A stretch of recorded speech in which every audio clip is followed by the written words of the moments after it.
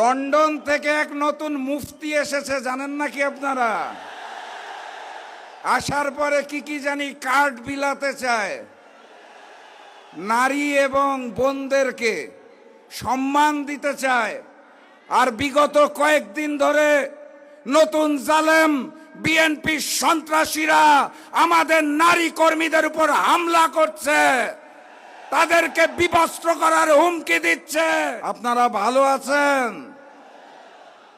12 তারিখের জন্য প্রস্তুত? 12 তারিখ নতুন জালেম যদি হামলা করতে আসে কি করবেন? প্রতিরোধ করা যাবে?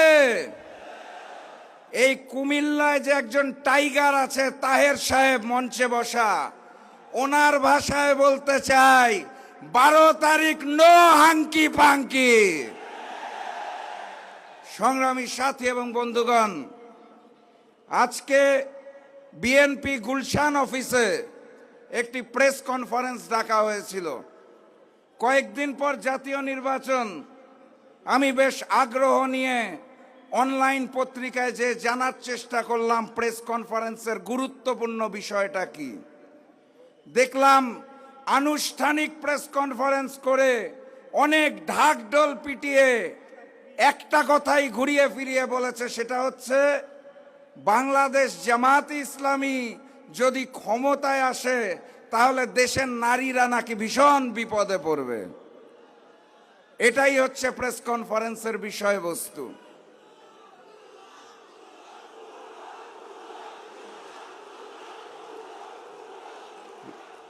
লন্ডন থেকে এক নতুন মুফতি এসেছে, জানেন নাকি আপনারা? আসার পরে কি জানি কার্ড বিলাতে চায়, নারী এবং বোনদেরকে সম্মান দিতে চায়। আর বিগত কয়েকদিন ধরে নতুন জালেম বিএনপি সন্ত্রাসীরা আমাদের নারী কর্মীদের উপর হামলা করছে, তাদেরকে বিবস্ত্র করার হুমকি দিচ্ছে, তাদেরকে প্রচারণায় যেতে বাধা দেওয়া হচ্ছে।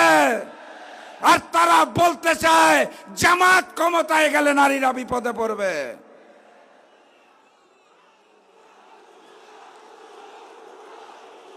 কুমিল্লার টাইগার তাহের সাহেবের ভাষায় বলতে চাই নো হাঙ্কি পাঙ্কি। সংগ্রামী সাথী এবং বন্ধুগণ, ভারতের একটা শহর আছে শিলং, সেখানের অতি উন্নত রিসর্টে বসে ভারতীয় ট্রেনিং নিয়ে দেশে নেমে এক বড় নেতা নির্বাচনে অংশগ্রহণ করছেন এবং মিথ্যাচারে লিপ্ত হয়েছেন। তিনি আজকে তার বক্তব্যে বলেছে 71 সালে যারা সনাতন ধর্মীদের উপর অত্যাচার করত তারা তাদের রূপ পাল্টে নাকি জাতীয় নির্বাচনে অংশগ্রহণ করছে। আমি ওনাকে স্পষ্ট ভাষায় বলতে চাই, ওই ফ্যাসিস্ট শেখ হাসিনা আর ভারতের বয়ান এই নতুন বাংলাদেশে চলবে না। আপনার নেত্রী দেশনেত্রী বেগম খালেদা জিয়া বারবার ঘোষণা দিয়েছিল জামাতে কোনো যুদ্ধ অপরাধী নাই, ক্যাঙ্গারু কোর্টের মাধ্যমে রাজনৈতিক প্রতিহিংসা চলছে। আজকে আপনি জামাতকে উদ্দেশ্য করে এই কথা বলেন। আপনি কি দেশনেত্রী বেগম খালেদা জিয়ার চেয়ে বড় বিএনপি হয়েছেন? আমরা দেশনেত্রীর সেই বয়ানকেই বিশ্বাস করি। অতএব ভারতীয় ট্রেনিং এর মিথ্যাচার চলবে না। সংগ্রামী সাথী এবং বন্ধুগণ,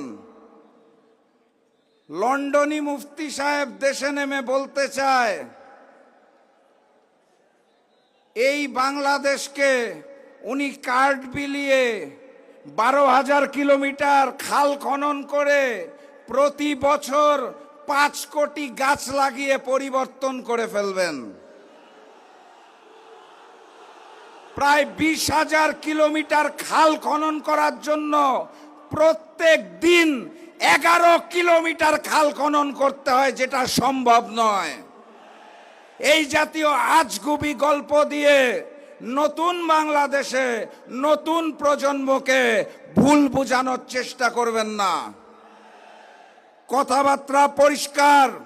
কুমিল্লাবাসীকে স্পষ্ট ভাষায় জানিয়ে দিতে চাই, দাড়িপাল্লা, শাপলাকলি, দেওয়ালঘড়ি সবকিছুই আমাদের 11 দলের প্রতীক।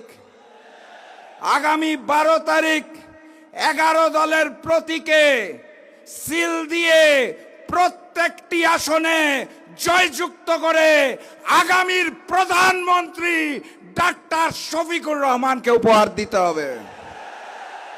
পারবেন আপনারা? আলহামদুলিল্লাহ। সেই ভোট দেওয়ার আগে আরেকটা ভোট আছে, মনে আছে তো?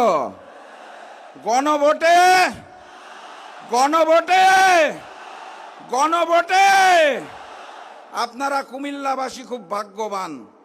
ডাক্তার শফিকুর রহমান প্রধানমন্ত্রী হওয়ার পর একটা বড় মন্ত্রণালয়ের দায়িত্ব যিনি নেবেন, আমি বিশ্বাস করি কুমিল্লাবাসীর পক্ষ থেকে সেই টাইগার তায়ের সাহেব আপনাদের কুমিল্লার সন্তান।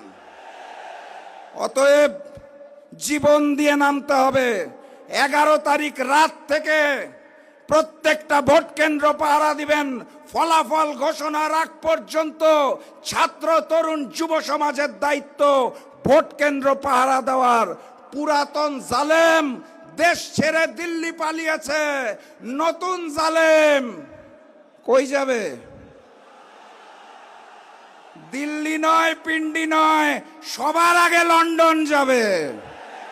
দেখা হবে বিজয়ে। বিজয়ের পথে যাত্রা শুরু, জীবন অথবা মৃত্যু। আসসালামু আলাইকুম।